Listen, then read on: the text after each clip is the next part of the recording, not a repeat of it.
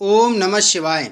नमस्कार दोस्तों, स्वागत है आप सभी का हमारे चैनल भक्ति ज्ञान में। दोस्तों, आज मैं आपको शिव महापुराण की कथा सुना रहा हूँ। आप सभी भक्तजन इस कथा को श्रद्धा पूर्वक मन लगाकर सुने। भगवान शिव जी आप सभी के मनोकामना पूर्ण करेंगे और आप सभी के कष्टों को हर लेंगे। ब्रह्मा जी ने कहा, हे नारद, गौतम मुनि के मुख से यह वचन सुनकर राजा ने कहा, हे प्रभु, आपने मार्ग में जिस आश्चर्यजनक दृश्य को देखा उसे आप मुझे भी सुनाने की कृपा करें। गौतम जी बोले, हे राजन, सुनो, जिस समय हम गोकर्ण तीर्थ से लौटे उस समय मार्ग में एक तालाब देखकर वहां कुछ समय के लिए ठहर गए।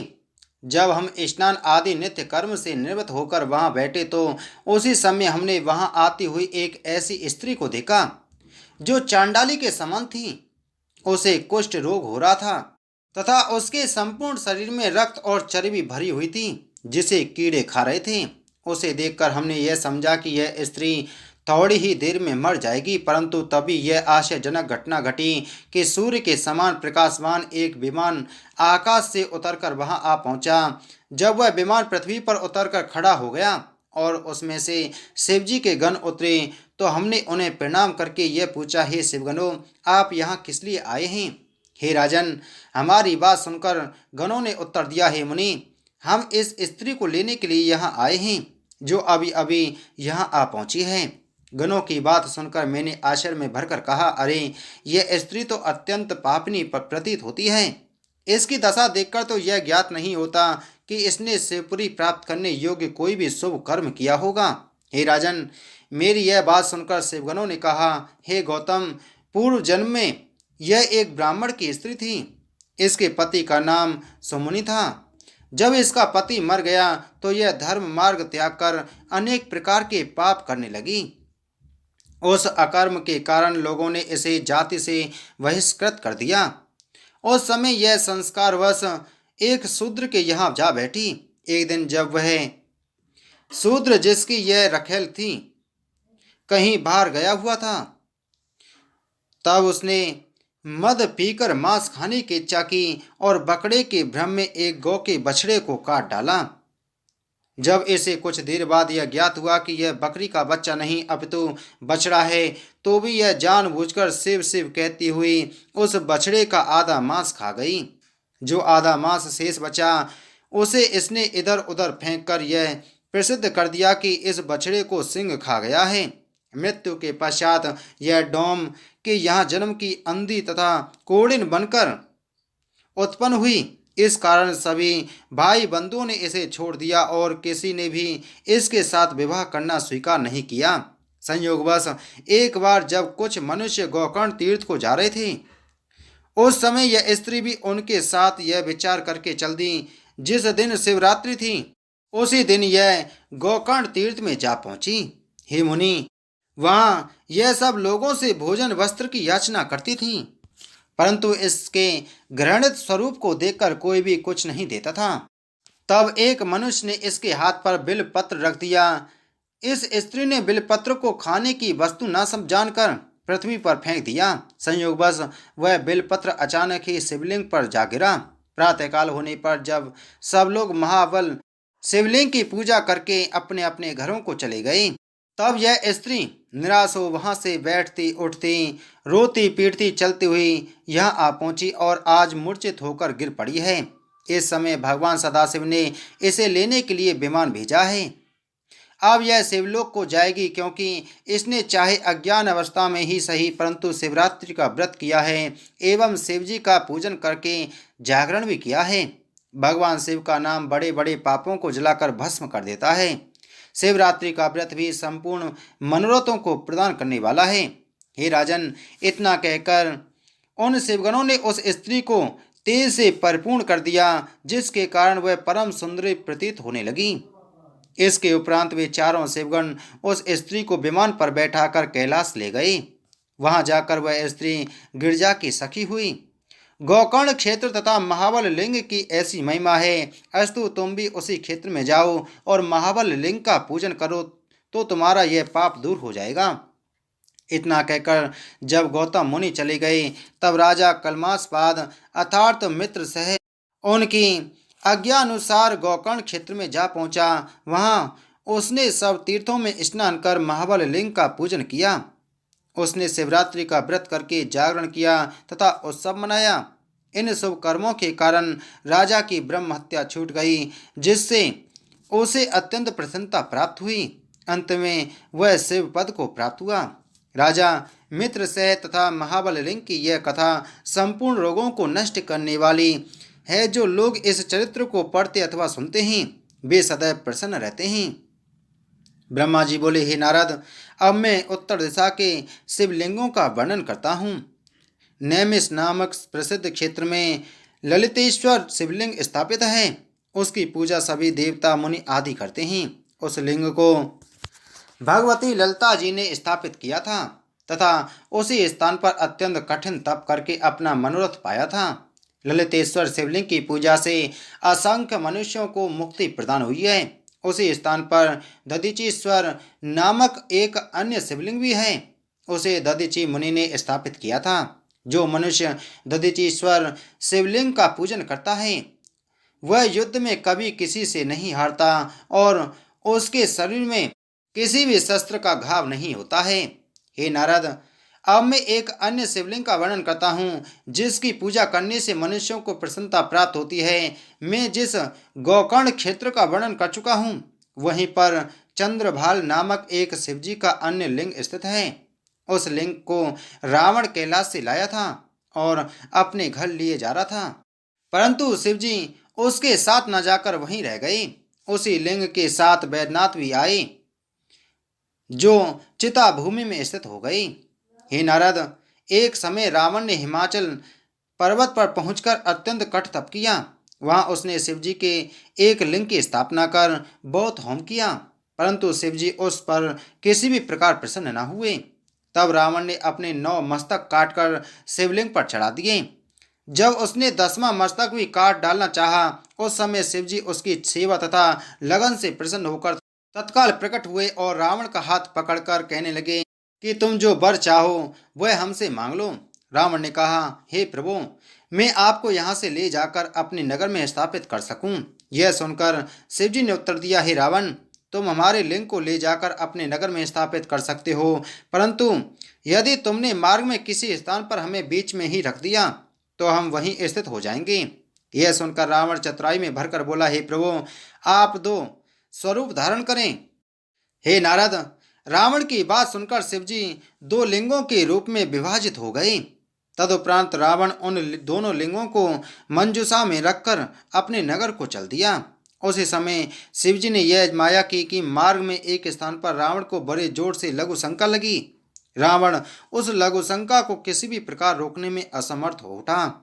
तब उसने यह विचार किया कि यदि यहाँ कोई व्यक्ति मिल जाए तो मैं उसे कुछ देर के लिए यह मंजूषा देखकर लघु शंका कर लूँ, तदुपरांत आगे बढ़ूँ। इस विचार से जब रावण ने इधर उधर दृष्टि दौड़ाई तो उसे एक ग्वाला दिखाई दिया जो पशुओं को चरा रहा था। रावण ने उसके पास पहुंचकर कहा, हे बंधु, तुम इस मंजूषा को कुछ देर तक उठाए रखो, तब तक मैं लघु शंका किए लेता हूँ। रावण की बात सुनकर गोप ने उत्तर दिया, हे दशानन, मैं एक घड़ी तक इस मंजूषा को अपने हाथ में लिए रहूंगा, तदुपरांत इसे पृथ्वी पर रख दूंगा। गोप की यह बात रावण ने स्वीकार कर ली। हे नारद, एक घड़ी के स्थान पर रावण 2 घड़ी तक लघु शंका करता रहा, परंतु उसका मूत्र किसी भी प्रकार न रुका। तब उस गोप ने रावण को संबोधित करते हुए कहा, हे रावण, तुम्हें दूना समय व्यतीत हो गया है, आज तुम्हें इस मंजूषा को पृथ्वी पर रखे देता हूँ। इस प्रकार गोप ने उस मंजूषा को पृथ्वी पर रख दिया। ऐसे दोनों लिंग उसी स्थान पर स्थित हो गए। जब लघु शंका करके उठा और दोनों लिंगों को उठाने का प्रयत्न करने लगा तो लिंग अपने स्थान से तनिक भी विचलित न हुए। तब से वे दोनों लिंग वहीं स्थित हैं। जो लिंग पीठ की ओर था वह बैद्यनाथ के नाम से प्रसिद्ध हुआ। उसकी गणना 12 ज्योतिर्लिंगों में की जाती है। जो लिंग सामने की ओर था वह चंद्रभाल के नाम से प्रसिद्ध होकर गोकर्ण क्षेत्र में स्थित हुआ। हे नारद, शिवरात्रि के दिन इन शिवलिंगों का पूजन करने के हेतु देवता, मुनि, सिद्ध, मनुष्य आदि सब लोग चारों दिशाओं से आते हैं। वे सब इन लिंगों का पूजन करके निष्पाप हो जाते हैं। माघ मास की कृष्ण चतुर्दशी के दिन उस स्थान से 4 कोस की दूरी पर सिंह, हाथी आदि सभी दुखदायी जीव वन के भीतर भाग जाते हैं। उस स्थान की यह विचित्रता संसार में प्रसिद्ध है। इन विचित्र चरित्रों को देखकर सब लोग जय जयकार शब्द का उच्चारण करते हैं तथा भगवान सदाशिव का गुणगान करते हैं। चतुर्दशी तक शिवजी अपने पूर्ण अंश सहित वहां निवास करते हैं। हे नारद, शिवरात्रि का जागरण संपूर्ण मनोरथों को प्रदान करने वाला है। इस कथा को जो व्यक्ति पढ़ता, सुनता अथवा दूसरों को सुनाता है वह संसार में प्रसन्न रहकर अंत में शिव पद को प्राप्त होता है। ब्रह्मा जी ने कहा, हे नारद, अब मैं उत्तर दिशा के प्रसिद्ध शिवलिंगों तथा तीर्थों का वर्णन करता हूँ, जिनके दर्शन मात्र से ही संपूर्ण पाप नष्ट होकर मनोरथ प्राप्त होते हैं। उनका पूजन करने से कोई भी दुख शेष नहीं रहता। उनमें से एक तीर्थ पंचप्रयाग के नाम से प्रसिद्ध है। वहां स्नान करने से सब प्रकार के कष्ट तत्काल नष्ट हो जाते हैं। देव प्रयाग में ललितेश्वर तथा देवेश्वर नामक 2 शिवलिंग हैं। उनके उत्तर की ओर रुद्रप्रयाग में रुद्रेश्वर नामक शिवलिंग स्थित है, जिसका पूजन करने से संपूर्ण पाप नष्ट हो जाते हैं। वहीं कनखल क्षेत्र में दक्षेश्वर नामक शिवलिंग स्थित है। उस लिंग की स्थापना दक्ष प्रजापति ने की थी। दक्षेश्वर शिवलिंग की महिमा बहुत बड़ी है। उनकी पूजा करने से किसी प्रकार का दोष और पाप नहीं रहता। हे नारद, दक्षेश्वर के समीप ही सती कुंड नामक प्रसिद्ध तीर्थ है, जिसके ऊपर बिल्वेश्वर नामक शिवलिंग स्थित है। उसका पूजन करने से धर्म की वृद्धि होती है। उनके दर्शन मात्र से ही मनुष्य शिवजी के समान हो जाता है। दक्षेश्वर के समीप ही नीलशैल के ऊपर नीलेश्वर नामक शिवलिंग है। वह लिंग गंगा जी के तट पर स्थित है, अस्तु वहाँ स्नान करने का बड़ा महत्व है। वहीं भीमचंडिका देवी का निवास है। उनके निकट ही एक उत्तम कुंड है, जिसमें स्नान करने से अत्यंत आनंद प्राप्त होता है। वहाँ आज तक शंख ध्वनि सुनाई पड़ती हैं, परंतु पापी लोग उसको नहीं सुन पाते। हे नारद, पूर्व समय में असमचिंत नामक एक ब्राह्मण बड़ा पापी था, परंतु उसने किसी शिव भक्त से उपदेश पाकर शिवजी के नाम का तप किया। तब शिवजी ने प्रसन्न होकर उसे अपना गण बना लिया और उसका नाम नील रखकर उसके द्वारा स्थापित शिवलिंग में विराजमान हुए। वह लिंग दोनों लोकों में हर्ष प्रदान करता है। बिल्वेश्वर शिवलिंग के समीप ही त्रिमूर्तिश्वर नामक शिवलिंग है। वहाँ रक्त जल नामक एक पवित्र तीर्थ भी है। उसके समीप ही नंदीश्वर नामक शिवलिंग है। वहीं शिव तीर्थ स्थित है। जो मनुष्य शिव तीर्थ में स्नान करके नंदीश्वर लिंग का पूजन करता है, उसे दोनों लोकों में आनंद मिलता है। नंदीश्वर लिंग के समीप ही भद्रेश्वर नामक शिवलिंग है। उसका पूजन करने से मनुष्य शिवजी का गण हो जाता है। हे नारद, भद्रेश्वर शिवलिंग के समीप ही भैरवेश्वर शिवलिंग विराजमान हैं। वहीं शालिहोत्रेश्वर नामक शिवलिंग है, जिसकी सेवा करके शालिहोत्र ने संपूर्ण विद्याओं को प्राप्त किया था। कौमुदी तीर्थ के तट पर चंद्रेश्वर शिवजी का लिंग प्रतिष्ठित है। वहाँ चंद्रमा ने शिवजी का तप किया था और उनके मस्तक पर निवास पाया था। गंगा जी के बीच में कुब्जाम्र तीर्थ तथा पूर्ण तीर्थ विद्यमान हैं। वहीं सोमेश्वर नामक शिवजी का लिंग है। उस लिंग की पूजा करने से मनुष्य दोनों लोकों में प्रसन्नता प्राप्त करता है। अग्नि तीर्थ में अग्निश्वर नामक शिवजी का लिंग विराजमान है। वायु तीर्थ में पवनेश्वर नामक शिवजी का लिंग स्थित है, जो संपूर्ण पापों को नष्ट करने वाला है। हे नारद, गंगा के पश्चिमी तट पर तपोवन है। वहाँ लक्ष्मण ने बड़ी तपस्या की थी और शिवजी की कृपा से निष्पाप हुए थे।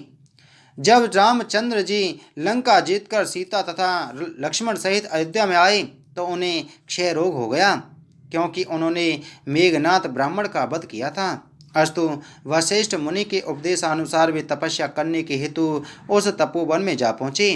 वहाँ उन्होंने 12 वर्ष तक बिना भोजन किए तपस्या की। फिर 100 वर्ष तक वे केवल वायु का भक्षण करके पंचाक्षरी मंत्र का जप करते हुए एक पांव से पृथ्वी पर खड़े हो शिवजी का ध्यान धरते रहे। उस समय शिवजी प्रसन्न होकर उनके पास पहुँचे और ये बोले, हे लक्ष्मण, अब तुम शुद्ध हो गए हो, आज तो तुम्हारा रोग दूर हो जाएगा। इतना कहकर शिव जी अंतर्ध्यान हो गए तथा कुछ अंश से लक्ष्मण द्वारा स्थापित शिवलिंग में प्रविष्ट होकर वहीं स्थित रहे। वह शिवलिंग लक्ष्मण नाथ नाम से प्रसिद्ध हुआ। उसका दर्शन करने से कोई रोग नहीं रहता। हे नारद, माया क्षेत्र में जो शिवलिंग विराजमान है उनमें से कुछ का वर्णन मैंने तुमसे किया। नेपाल में पशुपतिनाथ नामक जो शिवलिंग है वह महिष भाग अर्थात भैंसे के शरीर का एक भाग है। पशुपतिनाथ महादेव अपने भक्तों को अत्यंत आनंद प्रदान करने वाले हैं। नेपाल में मुक्तिनाथ नामक दूसरा शिवलिंग भी है। उसका पूजन करने से भी दोनों लोकों में आनंद मिलता है। इतनी कथा सुनाकर ब्रह्मा जी ने कहा, हे नारद, चारों दिशाओं के शिवलिंगों का वर्णन मैंने तुमसे किया। अब तुम और क्या सुनना चाहते हो वह कहो। बोलो शिव महाप्राण की जय। बोलो शिव शंकर भगवान की जय।